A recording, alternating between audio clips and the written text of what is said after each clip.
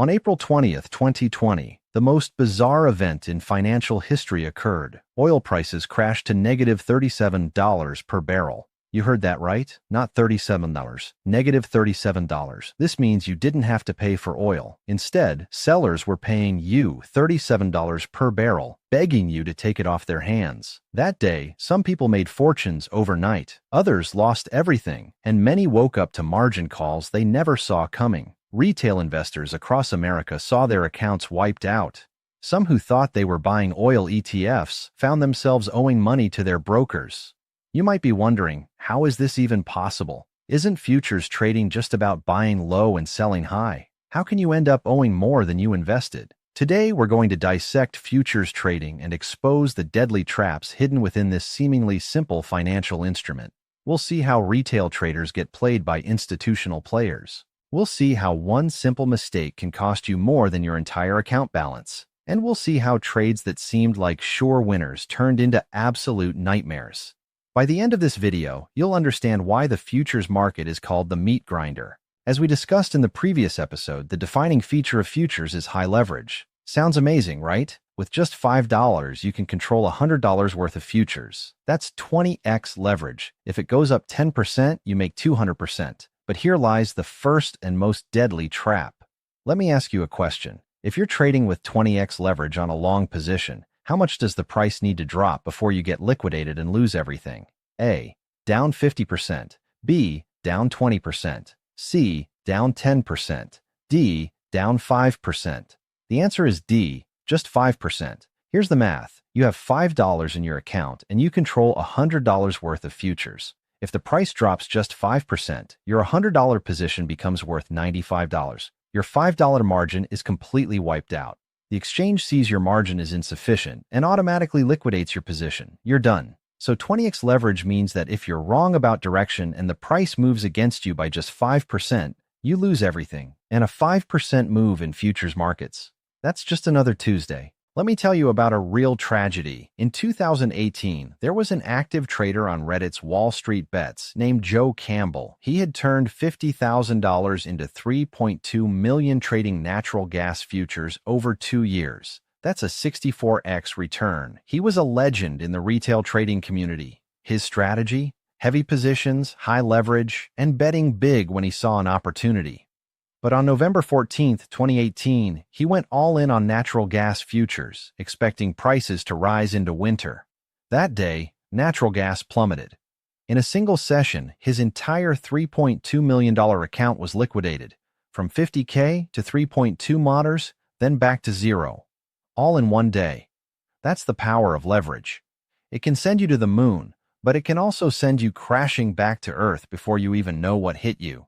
What we just discussed was losing money because you got the direction wrong and used too much leverage. But there's a more sinister play in futures markets called a squeeze or corner. Let me tell you one of the most legendary squeeze stories in financial history. In 1979, two Texas oil billionaires, Nelson Bunker Hunt and William Herbert Hunt, controlled a fortune worth billions. They believed the dollar would collapse, inflation would soar, and silver would skyrocket. So they started accumulating massive amounts of silver. Their strategy was simple. Buy physical silver in the spot market, real bars stored in vaults. Go massively long silver futures. Here's the key. Futures require physical delivery at expiration. If you're long silver futures, the shorts must deliver actual silver bars to you. But what happens when someone controls most of the available silver in the market? Shorts find themselves in a nightmare scenario when expiration approaches. They can't find silver anywhere to deliver. This is called a squeeze. Shorts promise to deliver silver, but they don't have it and can't buy it. Their only option is to pay whatever price the longs demand or close their positions at massive losses. The longs can basically name their price. That's exactly what the Hunt brothers did. From early 1979 to January 1980, through their buying in both futures and physical markets, they drove silver prices from $6 per ounce to $50. An 8x increase. They controlled more than half the global silver supply. The shorts were in absolute agony. Expiration was approaching, and there was literally no silver available in the market. The Hunt brothers were about to become the undisputed kings of silver. But then, some very powerful people got nervous. Who? The exchanges, the Federal Reserve, and the U.S. government. You see, manipulating prices like this threatens the entire financial system, and more importantly, it's blatant market manipulation. So, on January 21st, 1980, Silver Thursday arrived. The New York Commodity Exchange announced a new rule, Silver Rule 7. From that day forward, silver futures could only be closed, not opened. In other words, you could only sell, not buy. The Hunt brothers were trapped. They held massive long positions, and now only selling was allowed. Prices were certain to collapse, and collapse they did. Over the next 2 months, silver crashed from $50 to $10, an 80% drop. The Hunt brothers not only lost all their profits, they ended up owing banks billions of dollars. They declared bankruptcy. In futures markets, you think you're the hunter, but you can become the prey at any moment. No matter how much money you have, no matter how much of the commodity you control, if you threaten the system or violate regulations, the exchange can change the rules overnight. You can never beat the system. Now let's return to the story we opened with, April 20th, 2020. Oil futures trading at negative $37. How did this happen? Let me walk you through this incredible case study. In early 2020, COVID-19 hit, global lockdowns, planes stopped flying, cars stopped driving, oil demand collapsed. But oil is unique. Unlike stocks where you can just not buy, oil is a physical commodity. It's liquid. You need somewhere to store it. Oil extracted from wells must be stored somewhere. Where? In tanks, tankers, and storage facilities. By March and April 2020, global storage was nearing capacity. Think about it. Demand had evaporated, but oil wells couldn't just shut down, especially shale oil operations, where stopping and restarting is extremely costly. So oil kept flowing out of the ground, but nobody was using it. Storage kept filling up. Now, there was a specific futures contract called WTI Crude Oil May contract, ticker symbol CLK0. This contract specified that it would expire on April 21st, and upon expiration, you'd have to take physical delivery of oil at Cushing, Oklahoma. If you were long this contract, you had 2 choices. Choice 1, close your position before expiration, sell the contract, and you don't have to take delivery of any actual oil. Choice 2, hold to expiration and actually take delivery of 1,000 barrels of oil per contract. But if you choose to take delivery, you need somewhere to store that oil. And in April 2020, storage facilities at Cushing were nearly full. Renting a tank cost a fortune, assuming you could even find one available. So most longs on April 20th, the day before expiration, absolutely had to close their positions.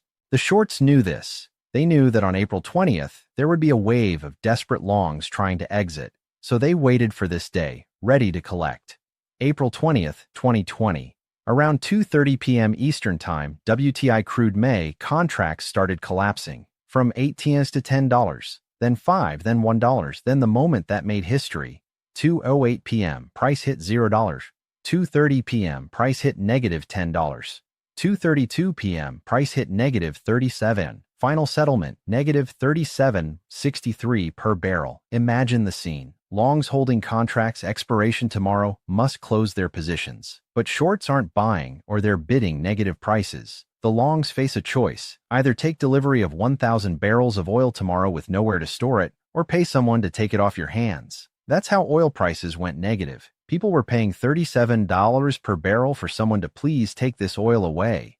That same day, thousands of American retail investors were holding positions in products tied to oil futures. Some were trading the United States Oil Fund, or USO, an ETF that tracks oil prices. Others were trading oil futures directly on platforms like Interactive Brokers or TD Ameritrade. Many thought they were just making a simple bet on oil prices. They figured at worst, they'd lose their initial investment. What they didn't understand was the delivery mechanism, the rollover process, and the unique risks of holding contracts into expiration. Let's say you had $10,000 in a long position that day. At settlement with negative $37 pricing, you didn't just lose your $10,000. In some cases, depending on how your broker handled it, you could owe an additional $30,000 or more.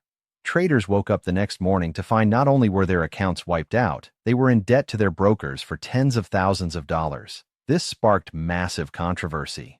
People couldn't understand. I was just trading oil. How can I owe money? This is the trap of futures.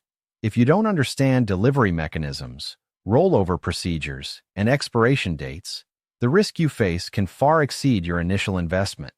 Many brokers eventually ate some of the losses, but the lesson was brutal and expensive. After all these case studies, let me break down the 7 most common deadly traps retail traders fall into in futures markets. Trap 1. Not understanding the power of leverage. Most people only see that leverage magnifies gains. They forget it equally magnifies losses. 10x leverage doesn't mean you can make 10x returns. It means a 10% move against you wipes you out. Trap 2. Going all in on one trade. Everyone knows don't put all your eggs in one basket. But in futures markets, people forget this constantly. They see an opportunity, go all in, and one unexpected move destroys them. Trap 3. No stop loss. This is the most common mistake. Down 5%? I'll wait. It might come back. Down 10%? I've already lost this much. Might as well wait. Down 20%? I'm down so much I have to wait for it to recover. Then, liquidation. Trap 4. Overtrading. Futures commissions seem low, but if you're trading constantly, they add up fast. Long today, short tomorrow, flip-flopping constantly. Studies show that about 70% of retail futures trader losses come from commissions and fees. Trap 5. Chasing and panic selling. Price goes up? Chase it. Can't miss this opportunity. Price goes down? Panic sell. It might keep dropping. Result? You buy at the top and sell at the bottom. Every single time. Trap 6. Not understanding delivery and rollover. Just like those oil traders. If you don't understand when to roll contracts, when delivery happens, and what that means, you can face catastrophic risk, especially with physical commodity futures. If you're actually required to take delivery, what are you going to do? Trap 7. Believing inside information. Futures markets are full of experts and gurus on Twitter, Discord, and Telegram. I've got inside info. Follow my signals. Guaranteed profits. Never believe them. If they really had inside information, why would they tell you? They just want you to be their exit liquidity. After all these horror stories, you might think, should I just avoid futures completely? Not necessarily. The key is knowing what you're doing. Here are 7 principles for survival. Principle 1.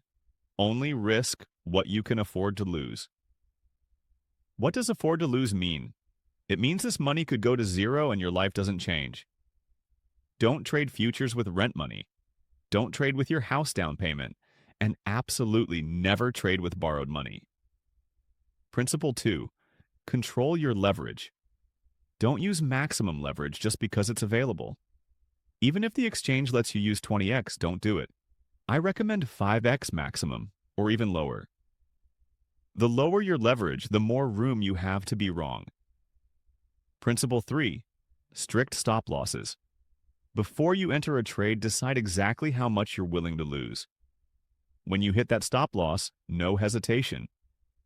Close the position. Preserving capital is more important than being right. Principle 4. Diversify. Don't put all your capital into one trade or one commodity. Spread across different products, different strategies. This reduces your risk. Principle 5. Never stop learning.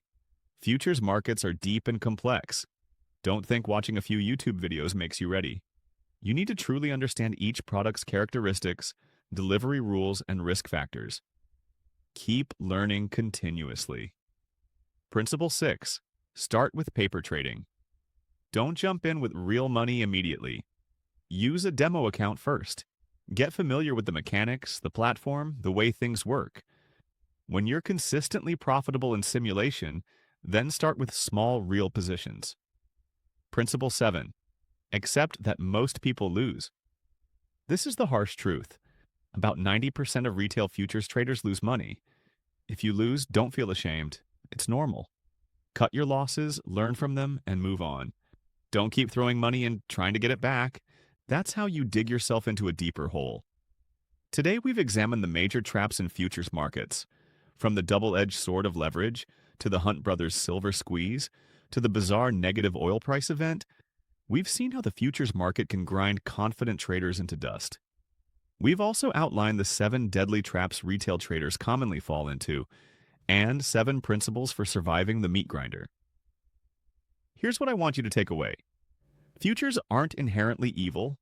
They're a tool, a very powerful financial tool. But like a knife, in a chef's hands, it creates amazing food. In a butcher's hands, it processes meat efficiently. But in untrained hands, you're likely to hurt yourself. So if you're thinking about trading futures, ask yourself these questions. Do you truly understand the risks? Are you prepared to lose money? Do you have sufficient knowledge and experience? If the answer to any of these is no, then don't do it yet. If you're already trading, remember this above all else. Risk management always comes first. Profits come second. That's it for today. In the next episode, we'll cover more advanced strategies in futures markets, what options are, how to combine futures and options, and how hedge funds use derivatives to dominate the financial world. If you found this valuable, hit that like button and subscribe. See you in the next one.